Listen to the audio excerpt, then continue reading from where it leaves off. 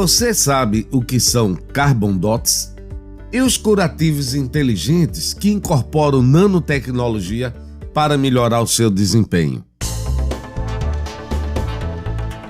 Olá, sejam bem-vindos e bem-vindas ao Papo de Química, o seu podcast do ensino de Química. Sou o professor Edson Souza, da Universidade Católica de Pernambuco e do Instituto Federal de Pernambuco. Nesse episódio, o Papo de Química irá abordar mais um tema do quadro A Química e suas aplicações. Iremos falar sobre as atividades de pesquisa desenvolvidas no Laboratório de Espectroscopia de Impedância e Materiais Orgânicos, LEIMON, da Universidade Federal do Vale de São Francisco, a Univasf, no Juazeiro, na Bahia, onde atualmente vem sendo desenvolvida pesquisas sobre o uso de nanotecnologia em curativos à base da pele de tilápia. E para falar sobre essas pesquisas, o nosso convidado é o coordenador do LEIMON, professor Dr. Elinando Oliveira, doutor em Física pela Universidade Federal de Pernambuco, com pós-doutorado no MIT e professor titular da Universidade Federal do Vale de São Francisco. É membro da Academia Pernambucana de Ciências. Estamos aqui com o professor Elinando Oliveira, da Univasf, que vai falar sobre as últimas pesquisas, o Laboratório de Espectroscopia de Impedância e Materiais Orgânicos da Univasf. Já é um parceiro Papo de Química, já participou de outros programas, sempre atualizando a gente com a questão das pesquisas. E atualmente, o professor Elinando vem trabalhando com a questão da incorporação de nanopartículas ou outros materiais à pele de tilápia. A pele de tilápia já é conhecida, né, no tratamento de queimaduras graves, mas outras aplicações, mas o uso de nanotecnologia incorporada a esse material, isso é uma pesquisa, né, nova, e vamos passar a palavra para o professor Elinando para que ele possa apresentar para a gente o que é que vem sendo feito nessa área lá no LEIMON. Oi, Edson, é um grande prazer poder conversar contigo novamente no Papo de Química. E essa pesquisa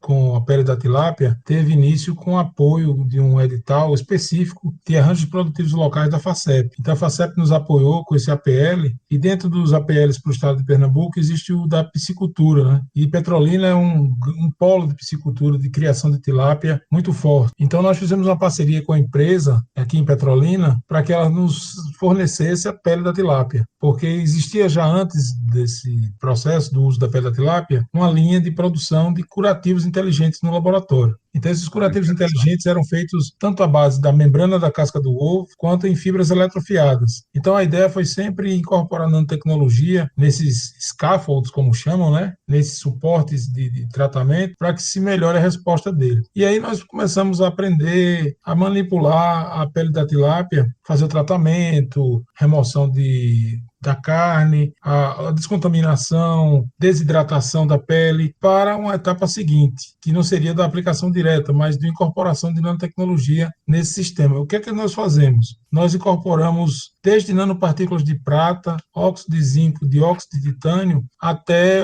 polímeros como a quitosana e polímeros condutores. Então, a estratégia é modificar a superfície da pele da tilápia para que nós possamos aumentar a interação dela com bactéria, seja no sentido de minimizar a contaminação da pele ou de remover as bactérias do ferimento do paciente. Então, nesses dois sentidos que a gente vem trabalhando com a carga do material, a carga elétrica do material que a gente coloca na superfície da pele da tilápia. Com relação, assim, ao material, porque, em princípio, a indústria, ela descartava a pele, né? Então, vocês estão tendo esses insumos aí sem grandes investimentos. Até para a empresa, normalmente, não era um material que era aproveitado na sua produção normal, né? Essa pele. A vantagem disso é que vem de graça para a gente. Nós pedimos alguns quilos de pele, que já dá para trabalhar meses, ela já vem toda separada da carne da tilápia, e aí nós já guardamos, nós acondicionamos no congelador, e dá para utilizar bastante tempo. Então é um insumo que vem custo zero para a gente. É uma vantagem, né? Eu, na verdade, eu não conhecia que aí em Petrolina, né, eram também tinha essa parte de piscicultura aí muito forte com a criação Quando de você tilápia. chega ali próximo a Sobradinho, próximo à represa de Sobradinho, você vê Sim. grandes campos de criação de tilápia. Então, fica naquela região, Ah, principalmente os certo. criatórios de tilápia, né, do Vale. Ah, legal. Preciso conhecer. A próxima vez que eu for aí, eu vou conhecer. Sim, Então, vocês têm toda aquela aprendizagem que é muito importante a preparação da questão da tilápia para ser usado como curativo, né? Porque uma das coisas que eu fiquei bastante interessado na pesquisa, né, é essa agregação de novos materiais, vamos chamar assim, e a incorporação. Até agora que eu vim acompanhando, o pessoal tinha usado a pele da tilápia sem a incorporação de nenhum outro material, e a pele de tilápia vem sendo utilizada em algumas aplicações por conta de ser bastante rica, né, em colágeno do tipo 1, que facilita a cicatrização dos ferimentos. Mas aí agora, né, com a incorporação, por exemplo, óxido de zinco, nanopartículas de prata, que são reconhecidamente materiais que têm uma ação, né, antimicrobiana, deve melhorar essa questão. Agora,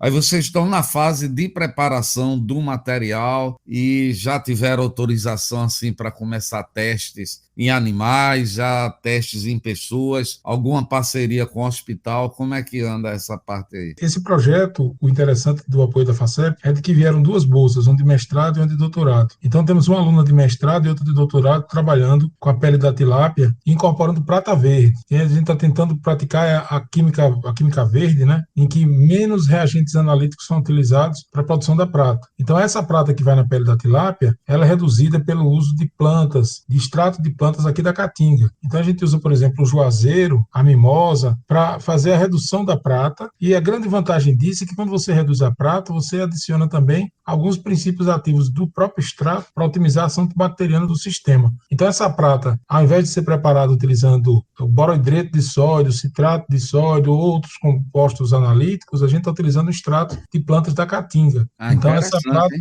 essa prata é uma prata que tem um apelo ecológico, que é incorporada por ultrassom, seria um processo químico mais agressivo, uma técnica de ultrassom, técnica de testando partículas de prata na pele da tilápia, e o estágio que a gente tem hoje é de teste in vitro. O que é que nós fizemos? Testamos a atividade antibiofilme, que é importante para que a bactéria não tenha aderência na pele da tilápia, para que ela recontamine a ferida do paciente, a atividade de tempo de morte e de formação de halo de inibição, são todos testes in vitro, testes padrões da microbiologia. A etapa seguinte é de aprovação no comitê de ética para que a gente possa testar em pequenos animais. Então, a expectativa é que a gente possa, num futuro próximo, testar em modelo de protótipo de úlcera de gatos e cães e gatos, né? Para que depois a É. gente possa chegar para os seres humanos. Porque um apelo, além das queimaduras, que já é um sucesso, o uso da pele da tilápia nas queimaduras, seria também tratamento de úlcera de pé diabético, em que a gente poderia fazer um tratamento prolongado, sem a necessidade de limpezas contínuas, né? Mas de um material que tenha mínima contaminação e que possa promover a liberação controlada de algum composto antibacteriano.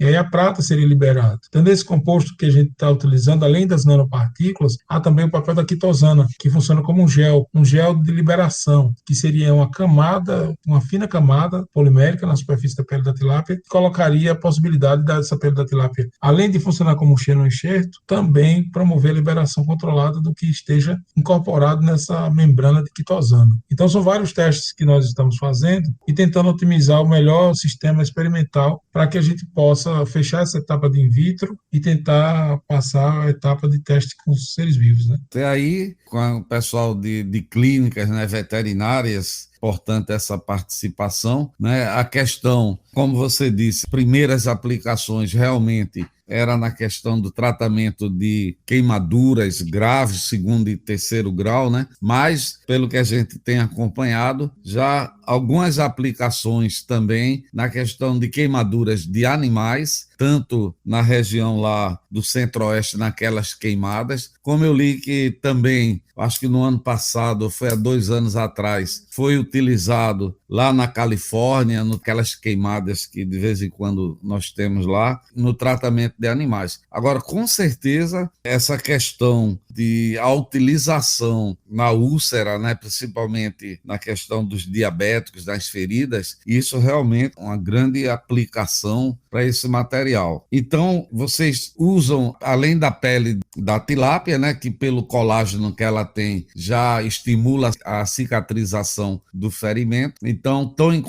incorporando as nanopartículas de prata, que achei bastante interessante, essa questão, né, da prata verde, porque aí o próprio juazeiro ele já tem uma ação, né, antimicrobiana, e ainda tem a quitosana, então é um sanduíche que fica assim. Sim, exatamente. Além disso, tem uma outra proposta que a gente está desenvolvendo agora, que é de incorporar nessa prata decoração de nanopartículas de carbondotes. Então, os carbondotes, eles também induzem, eles são mimetizadores de agentes de oxidação dos ROS, né, que são os sistemas de reação de espécies de oxigênio, que promovem a geração, por exemplo, de peróxido de hidrogênio, que é um composto que inibe o crescimento bacteriano. Então, esses ROS, que são produzidos pelos carbondotes, por ser mimetizadores dessas substâncias, nós estamos produzindo nanopartículas de prata decorada com esses carbondotes. E a síntese desses carbondotes é bem simples, porque o que a gente faz é promover uma reação hidrotérmica, que chama hidrotermal, de suco de frutas, por exemplo, suco de limão, suco de laranja, ou o próprio extrato da cebola. E aí, a partir de uma diálise, nós conseguimos produzir nanopartículas fluorescentes de 2 a 3 nanômetros de tamanho. Essas nanopartículas entram na síntese da prata. Esse é o teste atual que estamos fazendo aqui no laboratório. Nós produzimos uma prata no substrato com essas nanopartículas de 2, 3 nanômetros. Então, se você considera uma nanopartícula de prata de 50, 40, 50 nanômetros, que é o que a gente produz aqui, ela vai ser toda decorada de pontinhos de 3 nanômetros. Esses pontinhos, quando estão impregnados na pele da tilápia, são aqueles que vão fazer a adesão da bactéria acontecer e inibição de processos vitais dentro dela. Porque o que acontece é um processo superficial. As nanopartículas de prata aderem na superfície da bactéria, penetram nas paredes, então elas têm facilidade de penetrar, por exemplo, naquelas que têm uma espessura de peptidoglicano menor, então elas penetram, por exemplo, nas Escherichia coli mais facilmente do que nas S. aureus, e aí ao penetrar ela inibe o processo de reprodução e mata a bactéria. Então, como chama, um processo dependente do tamanho da partícula. Aí, como a gente não consegue produzir nanopartícula de prata desse tamanho, na ordem de 2, 3 nanômetros, estamos recorrendo aos carbondotes para ajudar a partícula de prata a entrar na bactéria.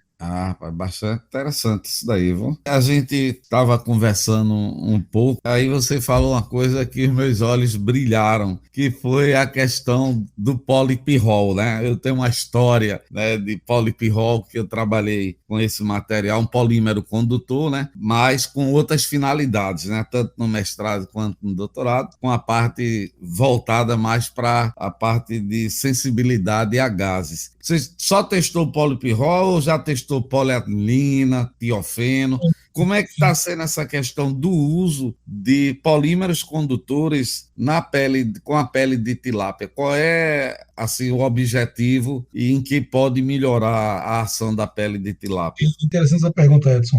Eu inclusive, aprendi a trabalhar com polipirrol com Edson, né?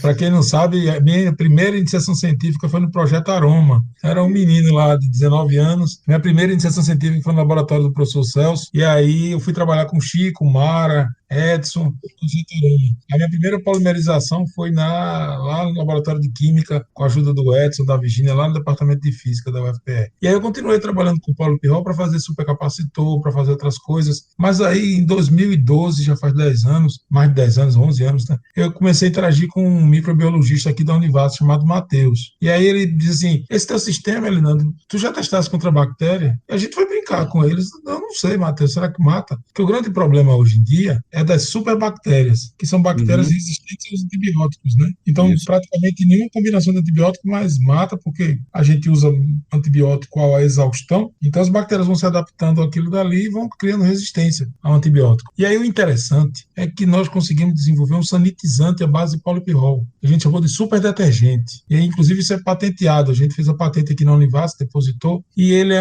até onde se saiba, é uma das únicas composições químicas que conseguem inibir o crescimento da Acinetobacter, que é uma superbactéria que tem em hospital, que tem leito de UTI. O que é que a gente está tentando agora? Estamos negociando com algumas empresas para ver se elas fazem transferência de tecnologia para transformar esse sanitizante num detergente hospitalar, porque quando você vai para um leito maldito de um hospital, o leito maldito é aquele que todo mundo que deita nele adquire aquela bactéria resistente a antibiótico, né? Então, que a gente pudesse parar esses leitos para que pudesse tentativamente inibir a contaminação do paciente lá naquele leito. E aí existe uma linha de sanitizantes que a gente produziu, de detergentes à base de polipirrol, que a gente faz o polipirrol com sulfactante, e ele adquire aspecto de um detergente mesmo, e essa polimerização sobre a pele da tilápia também mostrou efeito interessante. Claro que quando você polimeriza em cima da pele da tilápia, você perde um monte de propriedade do colágeno, etc. Mas aí você tem um scaffold totalmente modificado pelo polímero, mas que é sensível à corrente. Foi aquilo que a gente estava falando antes da gravação aqui. Quando você pega um curativo à base de polipirrol e aplica um campo elétrico sobre ele, você acelera a atividade antibacteriana, que é mais ou menos uma briga, é uma pequena interação eletrostática que existe. O polipirrol, a cada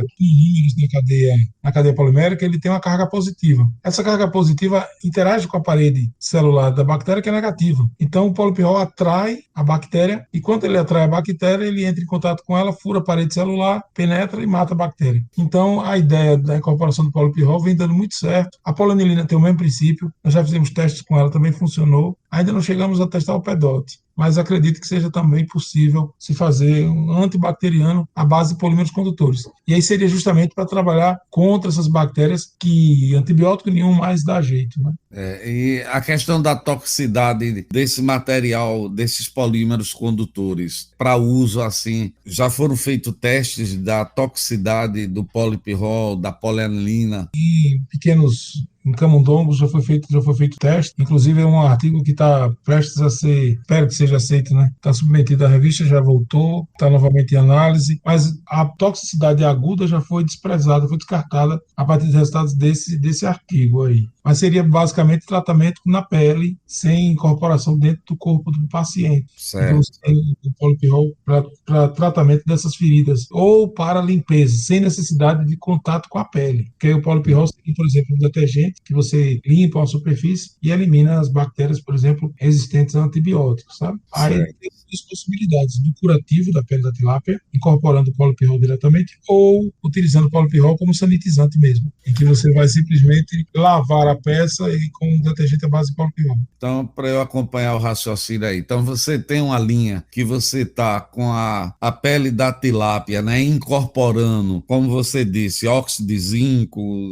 prata, quitosana, e aí essa outra linha com o polímero condutor, que aí com o polímero condutor, aí você usou o polipirrol, porque aí no caso é a síntese química, né, que a gente obtém aquele pó, né, aquelas partículas, né, e aí você com sulfactante, você está conseguindo fazer esse sanitizante aí. E para a pele, para um curativo, que é outro, que eu acho que é um outro foco bastante interessante, e aí, nesse tratamento, não teria mais a questão do colágeno da pele da tilápia, não é isso? Exatamente. Seria mais um uso da pele da tilápia como um substrato, que poderia ser um tecido de algodão, de fibroína, de qualquer outra coisa, mas só como suporte, já que o recobrimento do polipirrol é muito homogêneo, ele forma uma camada espessa em cima do material e grãos também, então, de certa forma, nesse caso, a característica do colágeno seria secundária para a gente aí, porque o polipirrol recobriria tudo mesmo.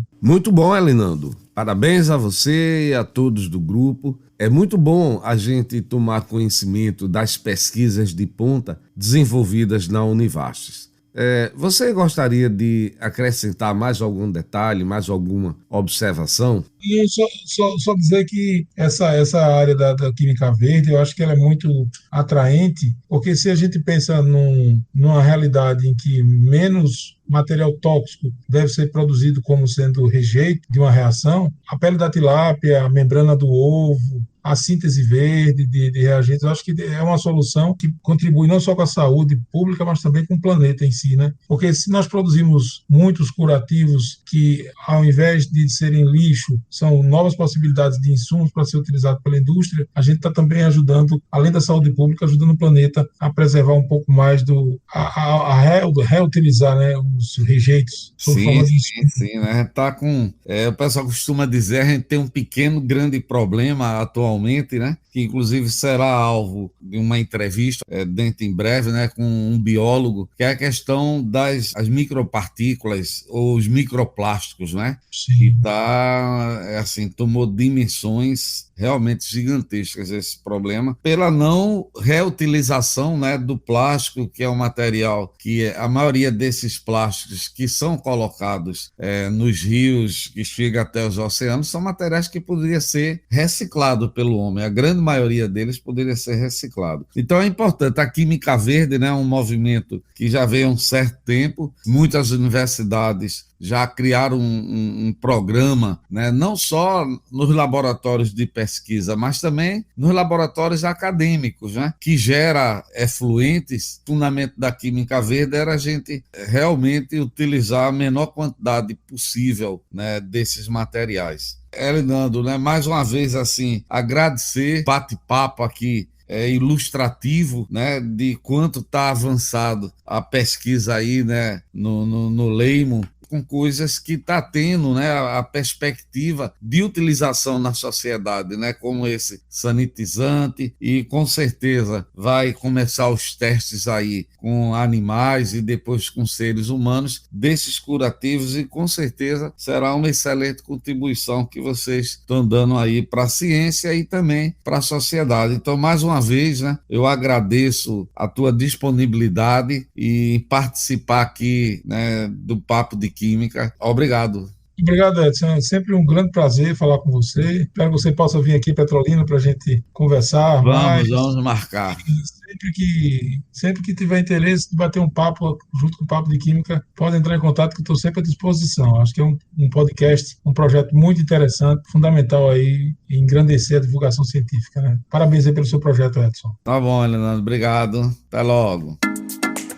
Bem, pessoal, chegamos ao final de mais um episódio do Papo de Química. Nesse episódio, tivemos a oportunidade de conhecer as pesquisas em andamento no Leimo, na Univasf, onde vimos a aplicação de nanotecnologia em curativos à base da pele da tilápia. Convido todos vocês para que sigam o Papo de Química, compartilhem com seus amigos, compartilhem nas suas redes sociais. Vamos aumentar a nossa podosfera. Mande as suas sugestões de temas para o e-mail podcast@papodequimica.com. Ele aparece na descrição do episódio. Até o próximo episódio, pessoal. Tchau.